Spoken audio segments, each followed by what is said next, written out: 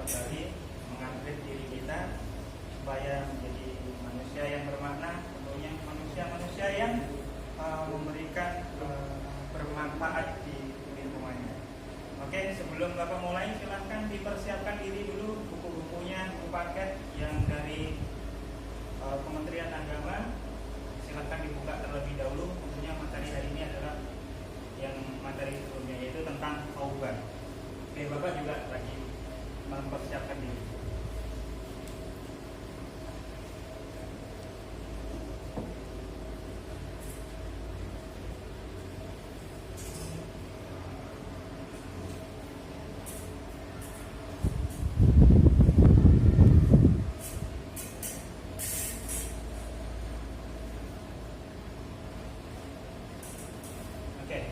Ketua kelas silakan memimpin doa terlebih dahulu. Terima kasih. Untuk hari ini, Andi ini kemana nih Andi ini? Oh sakit, oh semoga cepat sembuh. Kita doakan sama-sama. Oke, cuma Andi aja ya. Semoga yang lain tetap bersemangat untuk mengejar mimpinya melalui apapun itu. Terutama sekarang kita materi tentang taubat. Oke, selanjutnya yaitu adalah melanjutkan dari materi kemarin, yaitu asma wa sifat. Sekarang tentang taubat. Apa sih taubat itu? Apa saja yang dibahas di dalam taubat itu? Yang pertama adalah pengertiannya. Kita harus kenal dulu. Tak kenal maka tak sayang. Hanya harus kenal dulu. Kemudian dalilnya apa? Dasarnya apa? Jadi kalau sesuatu orang ngomong itu harus punya dasar ya, supaya kuat, supaya punya pendirian. Yang berikutnya adalah tentang apa? Jenis dan syaratnya. Syarat-syaratnya bertaubat itu apa? Bagaimana? Kemudian selanjutnya adalah tentang dampak positif ketika orang itu bertaubat tentunya. Yang berikutnya adalah pembiasaan. Bagaimana kita membiasakan diri kita bertaubat. Oke. Selanjutnya yaitu adalah kompetensi dasar. Pasti kompetensi dasar di dalam materi kita yang bertaubat ini. Yang satu, menghayati pentingnya taubat sebagai fondasi perjalanan rohani yang harus dilakukan. 1.3, 2.3 menunjukkan sikap jujur, tanggung jawab sebagai implementasi pemahaman tentang taubat. Selanjutnya, menganalisis hakikat syarat-syarat kedudukan taubat sebagai fondasi perjalanan rohani. Yang selanjutnya, menyajikan hasil analisis tentang hakikat syarat dan kedudukan taubat. Ini kompetensi yang harus ada di dalam materi kita hari ini. Kemudian indikator pencapaian kompetensi. Setelah belajar itu apa sih yang harus didapat? Yaitu meyakini pentingnya taubat sebagai fondasi perjalanan rohani yang harus dilakukan oleh setiap muslim. Yang kedua, membiasakan sikap sikap jujur dan tanggung jawab sebagai implementasi pemahaman tentang taubat. Selanjutnya, menguraikan pengertian taubat, menelaah, merinci syarat-syarat taubat, menguraikan kedudukan taubat, menguraikan keutamaan taubat sebagai fondasi, kemudian mendiskusikan tentang hakikat taubat yang nantinya kita akan diskusi sama teman kita sekitar tempat duduk kita saja. Yang selanjutnya adalah tujuan. Nah, ini tak kalah pentingnya. Tujuan daripada taubat adalah yang pertama, kita harus ngerti taubat itu apa sih. Kemudian mengemukakan dasar taubat. Dasarnya taubat itu apa? Kok ada yang tidur? Wah, cuci muka dulu dong. Menyebutkan syarat taubat. Kemudian menyimpulkan hikmah taubat. Kemudian yang selanjutnya melafalkan doa taubat dengan benar. Jadi nanti kita terakhirnya ada tugas, yaitu kita mengamalkan doa taubat. Oke. Selanjutnya adalah kenal ini ya, yang namanya ini. Ini gambar tentang apa? Nah, fenomena sekarang adalah FOMO di kafe.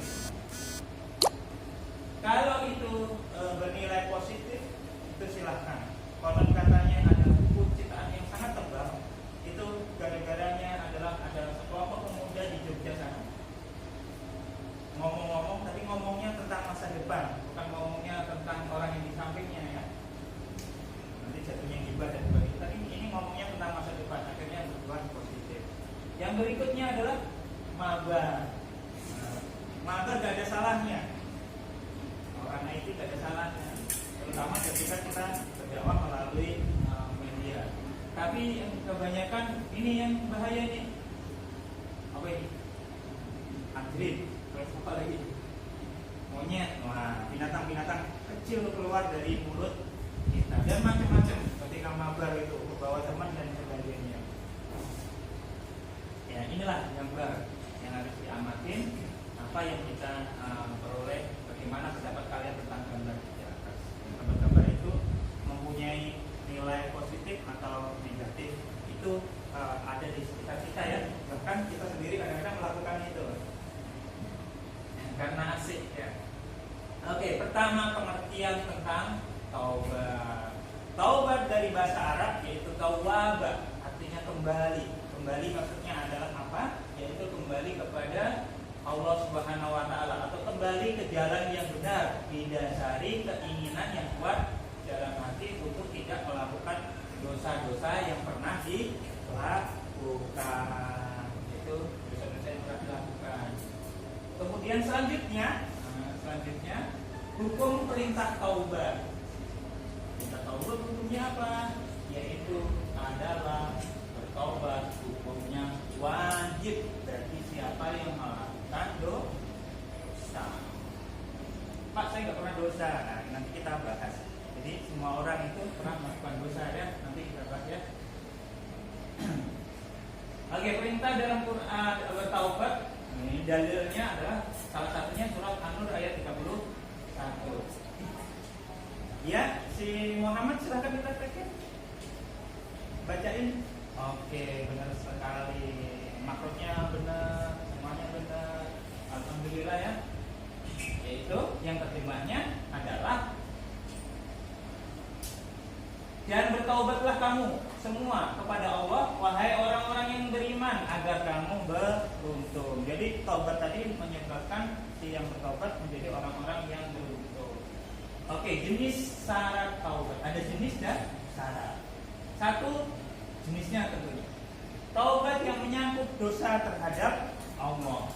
Yang pertama adalah meninggalkan perilaku dosa itu sendiri. Artinya kan tadi pengertiannya kembali, artinya ya ditinggalkan apa yang dilakukan tadi. Itu. Yang kedua, menyesali perbuatan maksiat yang telah dilakukan. Jangan sampai seperti makan apa itu ayam geprek atau mie setan yang level 10. Sudah tahu pedes diulangin lagi. Nah, itu bahaya. Begitu juga taubat, ya. Jangan sampai diulang-ulang terus. Nanti istighfar aja atau gimana. Berniat tidak mengulangi lagi, ini penting ya, niat tidak mengulangi lagi. Yang kedua adalah taubat menyangkut dosa terhadap sesama manusia. Syaratnya apakah itu?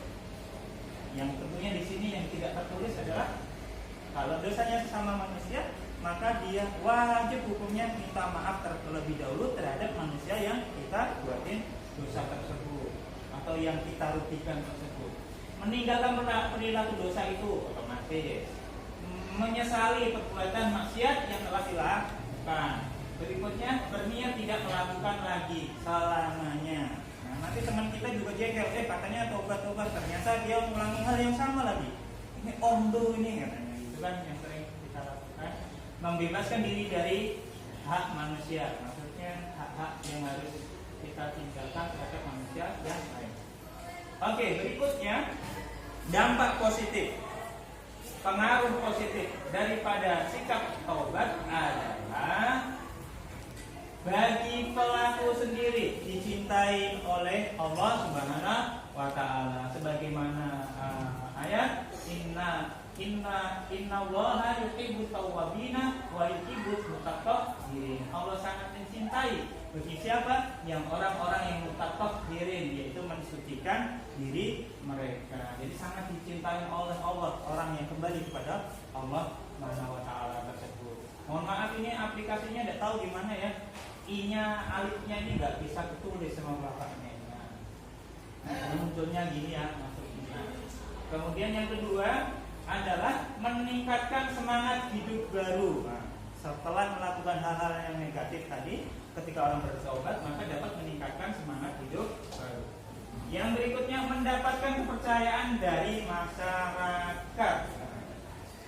setelah orang bertaubat yang dulunya pendusta, ternyata dia memperbaiki dirinya, maka akan menjadi kepercayaan. Namun ketika orang itu berdusta dan suka berdusta, maka ketika apa yang diucapkan walaupun itu benar, maka dia tidak mendapatkan kepercayaan dari masyarakat. Kebalikannya ini ya. Oke, berikutnya adalah hati menjadi tentram. Kemudian otomatis ya, ketika orang itu illa bidzikrillah tatmainnul qulub, maka ketika ingat-ingat Allah maka hatinya jadi tentram. Apalah arti fasilitas hidup kita punya banyak, tapi kalau hatinya tidak tentram, percuma ya, hatinya gersang. Kayak yang baru-baru ini ada siapa itu bintang Korea yang cewek itu ternyata matinya bunuh diri. Ternyata bedanya orang Indonesia dengan orang luar negeri salah satunya gitu. Kalau orang luar negeri itu pengen mencari terus untuk sebuah prestis buat dirinya. Ketika gagal dia depresi. Tapi kalau orang Indonesia mencari sesuatu dapat alhamdulillah, kurang alhamdulillah. Kami kebanyakan kurangnya atau selalu alhamdulillah, sehingga tidak meningkat yang baik. Itu kejelekannya orang Indonesia. Kedua, meningkatkan keimanan dan ketakwaan kepada Allah Subhanahu wa Ta'ala. Diampuni dosa-dosanya otomatis ya. Kalau orang benar-benar bertaubat tadi. Bagi orang lain, keluarga, kerabat, masyarakat, tercemar perbuatannya dapat tulis namanya. Begini anak-anak semua. Tatkala kita melakukan sebuah dosa, tatkala kita melakukan suatu pelanggaran yang rusak, yang jelek namanya, itu bukan kita sendiri, akan tetapi adalah orang-orang di sekeliling kita. Kalau kita sebagai anak, maka adalah orang tua kita. Mungkin saudara-saudara terdekat, si Anu itu, si A, gini itu, si B itu omongannya seperti apa itu kebun binatang. Banyak maksudnya kecemasan keluarga, lingkungan akan menjadi aman otomatis ya. Oke, cara membiasakan diri bersikap taubat. Yang pertama, tidak menganggap remeh semua kesalahan dan dosa sekecil apapun. Katanya di pepatah bahasa Arab itu kan, bahkan ujung jarum pun dapat meneteskan darahmu. Ini hal yang kecil lama-lama akan menjadi bukit. Kemudian segera berbuat kebaikan setelah melakukan kesalahan, merasa prihatin apabila ada orang lain melakukan kesalahan. Kemudian berikutnya adalah menghindari pergaulan tidak baik atau bergaul dengan orang soleh. Berikutnya mengucapkan istighfar pada kesempatan. Jadi Rasulullah sendiri itu orang yang dijamin masuk surga itu selalu mengamalkan dalam hari-harinya itu tidak lepas yang namanya istighfar sebanyak 100 kali. Astagfirullahaladzim, astagfirullahaladzim, astagfirullahaladzim. Jadi anak-anak semuanya mungkin lagi menunggu bapaknya, mungkin lagi menunggu jemputan, mungkin lagi dimanapun kongo-kongo. Walaupun kita dalam hakikatnya mulut kita berbicara dengan orang lain, hati kita bergumam astagfirullahaladzim, astagfirullahaladzim, astagfirullahaladzim. Kalau yang lainnya mungkin shollu ala nabi, atau kalian punya amalan-amalan yang lain. Nah, silahkan ya. Oke, yang mau ke belakang silahkan ke belakang dulu. Silahkan. Oke, selanjutnya doa taubat. Yaitu adalah ada banyak sekali doa taubat. Mungkin salah satunya sudah kalian amalkan, Rabbana dzalamna anfusana wa illam taghfir lana wa tarhamna lanakunanna minal khasirin. Itu yang sering ya ketika setelah sholat. Nah, jangan lupa ya, katanya orang yang tidak suka berdoa atau lancing, assalamualaikum lancing. Tanda-tandanya enggak ya. Tanda-tandanya dia seolah-olah dia sombong, seolah-olah enggak butuh Allah Subhanahu wa Ta'ala. Makanya sempatkan diri kita walaupun sedikit doanya, tapi usahakan untuk ketika habis sholat jangan langsung pergi. Ini doa taubat ada banyak banget. Oke, di penghujung ini mungkin ada pertanyaan. Oke ya Andi, silahkan. Mungkin Cak Ali mau jawab. Ya betul sekali Cak Ali, betul sekali. Oke, selanjutnya sebagai penutup, mungkin hanya ini yang dapat disampaikan, yaitu tobat artinya kembali kepada Allah Subhanahu wa Ta'ala. Terus kemudian jangan lupa minggu depan kita setoran tentang doa taubat supaya kita amalkan dalam hari-hari kita, minggu-minggu kita. Supaya apa? Kita yang namanya diri ini, Rasulullah aja yang dijamin masuk surga selalu istighfar 100 kali minimal, apalagi diri kita. Kita tidak lepas yang namanya HP. Kalau kita melihat HP ada tayangan beribu tayangan di situ. Apalagi kalau suka mabar, entah mulut yang mana, hewan yang mana yang kita sebut. Makanya iringilah dirimu, hiasilah dirimu, lidahmu dengan membaca istighfar. Nanti minggu depan juga kita selain hafalan tersebut, maka ada ulangan nilai pengetahuan, penilaian keterampilan, dan penilaian sikap.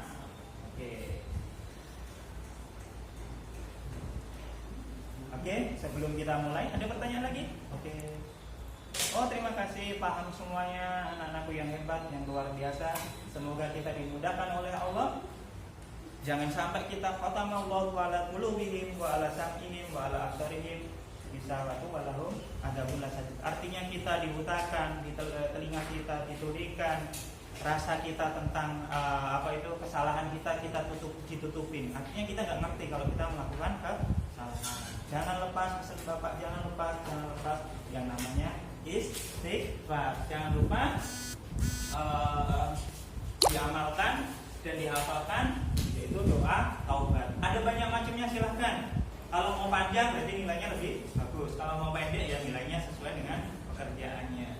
Oke, mari kita tutup bersama-sama dengan membaca doa Hafaratul Majlis, yaitu doa sesudah belajar. Subhanaka Allahumma wa bihamdika astaghfiruka wa atubu ilaik. Oke. Jangan lupa sambung silaturahmi ya kepada akunnya Bapak. Ini ada Facebook, ada IG, ada YouTube.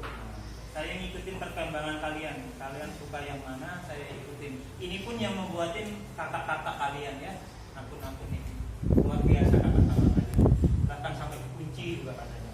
Kecuali yang Facebook ini orang tua ini generasi, kalau kalian kan generasi Z, mainannya beda dengan saya.